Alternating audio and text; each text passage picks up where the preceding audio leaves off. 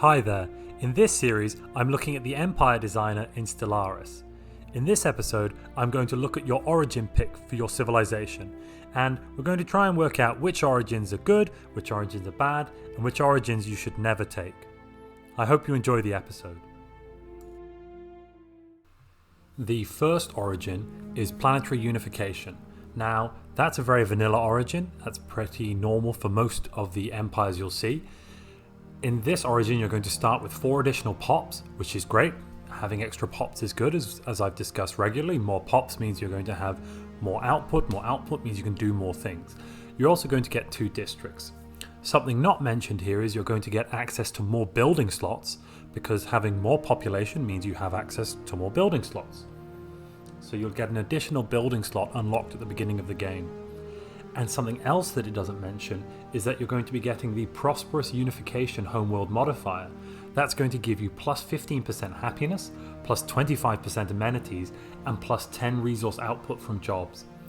The happiness and amenities are going to boost your stability on the planet as well.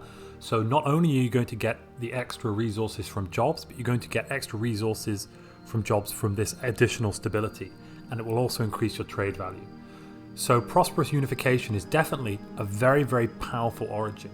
Whilst it doesn't have some of the specialties that we're going to see in some of the other origins, it's definitely a really good origin to give you very good flexibility. From it you can go lots of directions. You can use those 2 extra building slots that you've got to build new buildings faster than you would with other origins.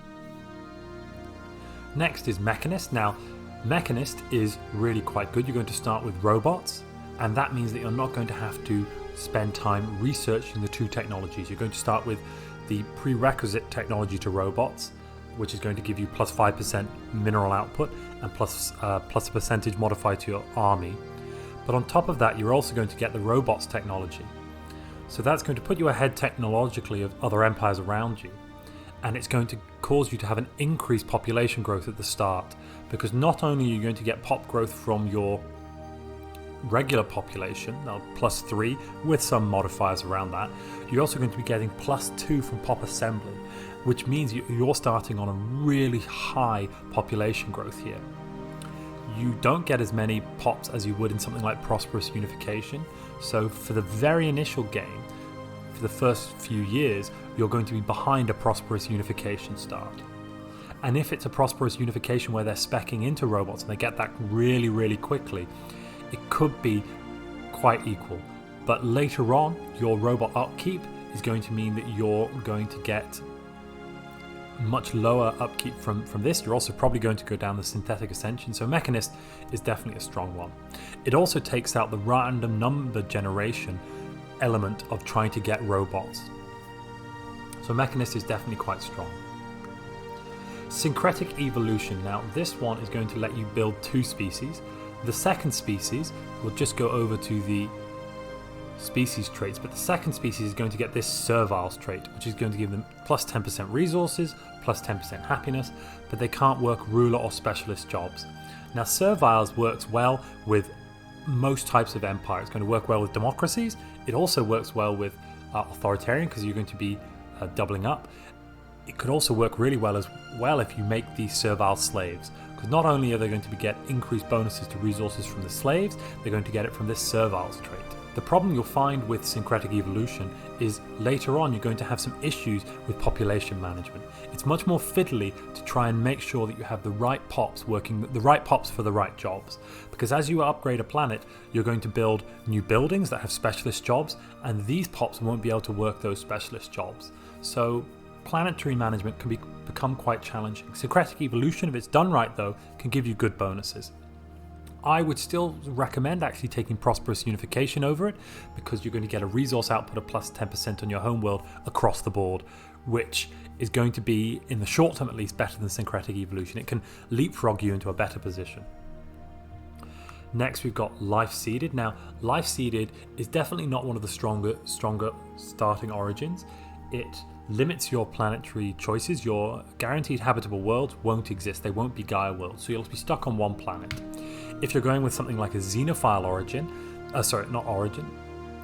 If you're going with something like a xenophile ethic, then and you find lots of neighboring empires and you can form migration pacts with them, that won't be so much of an issue. But you're going to find with Life Seeded that it's more challenging. It's definitely not one of the stronger origins. It doesn't really give you bonuses, it just kind of hinders you. Now, post-apocalyptic is an interesting one. Your capital is a tomb world, and you're going to start with the survivor trait, so you're going to have plus 70% tomb world habitability. That's going to allow you to expand onto tomb worlds that you find around you, which can be quite reasonable. Some of the districts you've got there are slightly different to the regular districts, but overall it's definitely one of the lower tier starting ones, because it's not going to increase your ability to survive on any world, just tomb worlds. Now, this next one, the Relic World, start with Remnants. Now, this Relic World isn't a regular Relic World. You don't get the special tile blockers that you can remove. For instance, you're not going to get the Spire, which is going to give you plus 15% science and plus 8 researcher jobs. That won't be available, and that's really something in the early stages of building up a Relic World that's very important. On the other hand, the tile blockers you have, when you unlock them, they're going to allow you to have... They give you technologies that you haven't researched yet, so that can be quite good for getting ahead technologically. Also, some of the initial colonies you have, the guaranteed habitable worlds, will have some special districts and special events on them related to remnants that will just increase the speed at which you're establishing those colonies. You won't have to spend as many minerals on them because they'll have some initial districts sometimes and things like that, which can be quite useful and quite helpful. This is definitely a mid-tier. It's not up there with Prosperous Unification or Mechanist as one of the starting origins. But something to just quickly mention about Remnants is that you do then have the option of building an Ecumenopolis quite early in the game. You're not going to need to unlock any Ascension perks for it. You just need to build up all of the city districts, have the correct technology for it. You need to have the there's a housing technology you need, and then you'll need the minerals for it, and I believe the influence.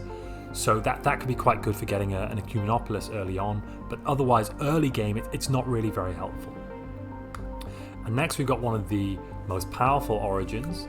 That is the Shattered Ring. Now, Shattered Ring is really powerful because of the districts you can build. You can build the Research District, and you can build the Trade District. Now, the Research District will allow you to have 20 researcher jobs. That's amazing. That's going to really help you smash your technology well into the future. You can also build the Trade District, which allows you to have 5 merchants. That's going to smash your trade value up there, which could allow you to change your trade policies around to produce more consumer goods to support those researchers. You're going to find you might have some mineral issues with the Shattered Ring, expansion into some early planets, and getting lots of mining districts on those planets, and on top of that getting lots of mining outposts is definitely very important with the Shattered Ring. And making sure you've got a balanced economy can be more challenging here, but the benefits are phenomenal. Getting up to 20 researchers is amazing. You have to make sure when you're building those districts though that you don't accidentally employ all of your workers into specialist jobs when the upgraded building is completed. So it's always best to reduce the total number of researchers you have by 1 or by any number, so that when that district finishes, the research district, that you don't suddenly go from having 2 researchers to 22. You just want to stay on the number you have, and then you can manually increase the number as the game goes on to align with your economy. You can go negative obviously on some of your output, but you don't want to lose all of your workers from the food districts. And something else to mention is that it starts with a food district, which produces something like 90 food or 100 food with all those worker jobs. You can sell all of that food, meaning you can have a phenomenal energy output. Shattered Ring is really very powerful economically and in terms of research. Now, Void Dwellers, you start with these 3 orbital habitats. The orbital habitats you get have mining output, they have energy output, and they have research output, I think off the top of my head. Now, the research districts you have there function in a similar way to the research district on the Shattered Ring that I just talked about. On top of that, you're going to be getting pop growth on 3 planets to start the game with, not just 1. Yes, you've got some negative modifiers to that. You're going to have slightly slower pop growth on each of your habitats than another empire would get on a single planet. One of your habitats will be less than that. But your 3 habitats combined are going to far outpace rival empires around you pop growth. So it's really easy to increase your pop growth and to get many pops on these 3 habitats. You also have the habitat technology early on, I believe, so you can start building extra habitats quite quickly, which means that your ability to expand isn't hampered by the space around you. You can play with only a handful of systems and you can have a massive output to your research and your minerals and your energy and economy in general. Trade value is easy to maximize here. Void Dwellers is definitely one of the most powerful origins, more powerful than the Shattered Ring, in fact. Now, Scion is the most powerful origin. If you're playing a multiplayer game, usually everyone will say, oh no, that's banned and you can't play with it. Scion basically is like playing the game on easy mode. A fallen empire, they give you whatever you really need. They're going to give you special fleets, they're going to give you special treatment. It's basically not worth trying to play this game in multiplayer. It's kind of broken, and in single player you're not going to get the full experience of the game. So whilst it is a very powerful origin, it's definitely not one I'd recommend playing unless you're looking just to play something easy to get a feel for how Stellaris works. Galactic Doorstep, this is one of the weaker origins. Yes, you get a gateway in your home system. That can be really good later on in the game if there are very few gateways, because it means you'll have access to gateway technology, where some other players were going to have some random number generation issues. So in the late game that could be useful, but you're not going to get any real benefits from this. You're going to get a small number of minerals or alloys from a special project, and you're going to be able to activate a gateway at some point. Otherwise, it's not fantastic. Galactic Doorstep is definitely not one of the best origins you can have. Tree of Life. Now this one with a hive mind authority is fantastic. You're going to get massive bonuses to your pop growth, increased housing. It is going to cost you a little bit of food upkeep, but that's going to be not only on your home planet but on other planets. And on top of that, you're also going to only have to spend food in order to build colony ships. You're not going to have to spend alloys. That's great. You can save your alloys early on for expansion of star bases and building up a fleet and that kind of thing, which is really quite useful. Tree of Life is definitely a fantastic origin to pick if you're a hive mind.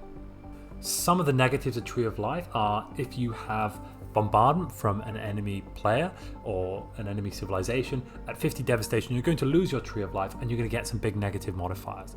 So from a defensive setting, you have to make sure you protect your homeworlds from bombardment, because even just regular planetary bombardment will completely cripple your economy and cripple your planets, which means that your planets then become very fragile. I guess that's very thematic with Tree of Life. I mean, trees are very not, they don't really withstand well to orbital nuclear bombardments, and I think that's well represented thematically in the game. But it's definitely something to bear in mind, that if you're going to be in a very aggressive galaxy where you think you're not going to be able to defend your homeworlds and your planets from not necessarily permanently, but just from ships flying in there and getting to kind of attack and snipe your planets, then it's something to possibly stay away from. But it's definitely a really good one. On the Shoulders of Giants, so you're going to start with an archaeology site, and the archaeology sites are going to give you relics, not relics. So you're going to start with, on the Shoulders of Giants, you're going to start with archaeology sites. Those archaeology sites are going to give you artifacts. Those artifacts can be traded for energy. That's actually really good. You can trade them for energy and use that energy to buy things. So that's something that might kind of be overlooked on Shoulders of Giants, is that not only have you got the archaeology sites where you're going to get some bonuses from there, you're also going to get these things which you can sell for energy and use that energy to boost your economy in the early game. So Shoulders of Giants is definitely, it's not awful, but it's not up there with the Void Born or the Ringworld start, but it's definitely not completely useless, like for instance Galactic Doorstep. Calamitous Birth, so you're going to start with the massive crater. You're also going to be able to build colony ships out of just minerals, and when you colonize a planet, that planet's going to get reduced habitability, meaning that other empires are not going to want to take your worlds. You can kind of use this to mark out worlds as useless for other empires and other species other than your own, which in some ways is kind of useful. Definitely using minerals rather than alloys to build colony ships is great. And you're going to get a bonus to your pop growth speed on your homeworld, which will offset the negative modifier you get from being lithoid. So that's definitely really good. Yeah, so Calamitous Birth is definitely a reasonable one to take as lithoid. It's definitely not up there with the Ring World origin or that kind of stuff, but it's definitely a reasonable one. Resource consolidation, starting with a machine world, that's really powerful. So a machine empire taking resource consolidation, you're going to start with the ability to build any number of energy or mineral districts as your heart desires. It's going to help you with your early game economic balance. You're also going to get bonuses from being a machine world to your pops and to your output. You're going to get increased resources from jobs, decreased pop housing usage. So that's really quite good. Machine world's definitely one of the better ones you can pick out there. So common ground. Now, common ground is going to let you start with the Federation. So you're going to get two traditions. You're going to get the tradition unlock, which is the diplomacy tradition, or the Federation tradition as well. And that's going to basically put you 2 unity picks ahead. So you can unlock your first ascension perk earlier than other species. The problem is your guaranteed habitable worlds are going to be used up by your Federation members, which means your early growth is going to be very hampered. You won't have access to 3 guaranteed planets, which could really shaft you in terms of trying to compete with other surrounding empires. On top of that, the other members of your Federation are AI, so if you're playing a multiplayer game, they're going to be a bit stupid. They're not going to build well, they're not going to be really pulling their weight in the Federation. It could be good to build a megacorp civilization and then go with the common ground origin, because then you're guaranteed to have some early clients to sell to build your branch offices in, which would be really quite useful. So common grounds is definitely all right, but it's not amazing. It's definitely got lots of negative modifiers that aren't that helpful. I mean, what you could do is start with common ground, kick one member from your Federation, and then eat them. That's definitely a viable option. That would mean that you'd be getting starting with 1 planet, then you'd be getting a second homeworld with 40 pops, and that would mean that you'd have double the number of pops to begin with. That would be really quite useful. So doing something like that with common ground could really accelerate your start. The same with Hegemony is going to give you a Federation to start with. You're going to start with some traditions unlocked. That's going to get your ability to unlock your first Ascension perk will be up there. You'll be getting that sooner. But with Hegemony, you're also going to have to worry about who's the president, because if you lose the presidency of your Federation here, you're going to be somebody's, for want of a better word, little bitch. And that is really not something you want to be. You don't want to be in that position. It's not where you want to be operating. On the other hand, it's really powerful to be a Hegemony, spit one member of the Federation out, kick them, and then eat them, vassalize them, whatever you want to do. That's quite useful. So Hegemony is definitely it's definitely a powerful one, but for different reasons. Next, looking at Doomsday. Now, Doomsday is challenging in some ways. In other ways, it's very, very overpowered. So at the end of the Doomsday, just before your planet's exploding, you're getting massive bonuses to your mineral output, massive bonuses to your alloy output. That means that you can rush your alloy production, build a massive fleet, and then take control of your neighbors' homeworlds. As long as you've got enough energy, you can resettle the pops from your capital planet to some of the other planets you've taken. Either planets of an alien that you subjugated, or the guaranteed habitable planets you should have colonized early on. But it means that you can fleet rush. You can build up a very quick fleet of very large size, because it's quite easy to get a phenomenal alloy output. So whilst Doomsday is challenging, it's definitely in some ways very overpowered. In single player mode, you're going to have to play very aggressively. If you don't play aggressively with Doomsday, you are going to find yourself stuck without a very developed world. It would be quite negative. If you're playing in a very large galaxy and you don't have many neighbors, Doomsday as well would be very difficult.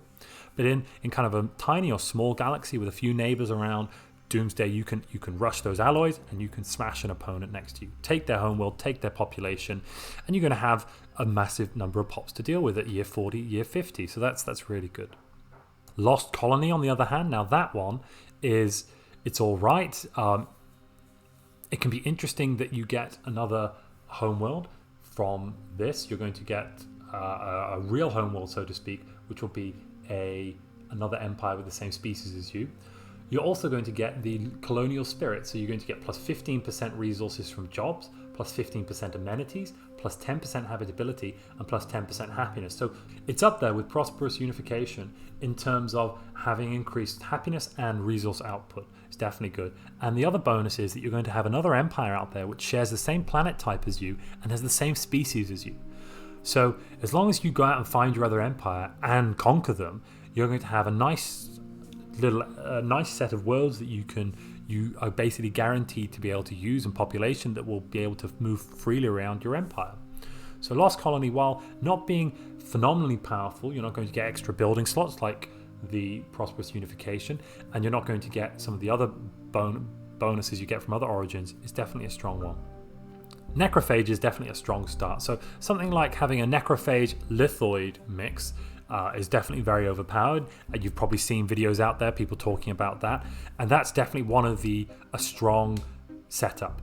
Necrophage by themselves are quite strong. You could, for instance, have a Necrophage with Fanatic Purifiers go out and conquer other worlds and uplift the population to your species.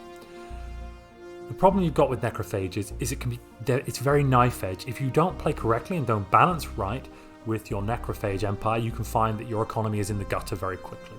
It takes quite a bit of concentration and quite a bit of effort to make sure that you play the Necrophages correctly and that you utilize them. You need to make sure with the Necrophages that you are taking those guaranteed habitable worlds around you, which will have primitive civilizations on. You want to take those early. You want to make sure that you have none of your primary population growing, your Necrophage population growing. You want to make sure you're always growing your subservient species. You want to try and make sure that those planets that you take, those initial primitive worlds, don't rebel, so you're going to have to look into keeping them with low unrest. You're going to make sure that they have high amenities. You're going to possibly have to build the enforcer job building, and possibly build hollow theaters, that kind of thing. So while you're going to get initially lots of pops, you're not going to be able to use them for a while, but as the game goes on, it's going to become more and more powerful. Necrophage is definitely one of the more powerful starts, for sure. So, kind of in summary, the Void Dweller is probably one of the most powerful options that you can really play and have a fun playthrough with. It's less powerful than Scion, but Scion, as I said, is playing on easy mode. Followed by Shattered Ring and Prosperous Unification are up there as some of the most powerful starts. Obviously, your traits and your civics are going to be very important with having a strong cohesion in your empire, a strong cohesive plan for getting to where you want to be, getting the correct resources you want, and kind of playing the game you want. But just in terms of origins for their own strength, this is kind of where we are. That's where I'm going to leave this episode on Origins. If you've enjoyed it, please leave a like. If you've got any feedback, please leave a comment. And if you'd like to see more episodes like this, please subscribe. Thanks for watching.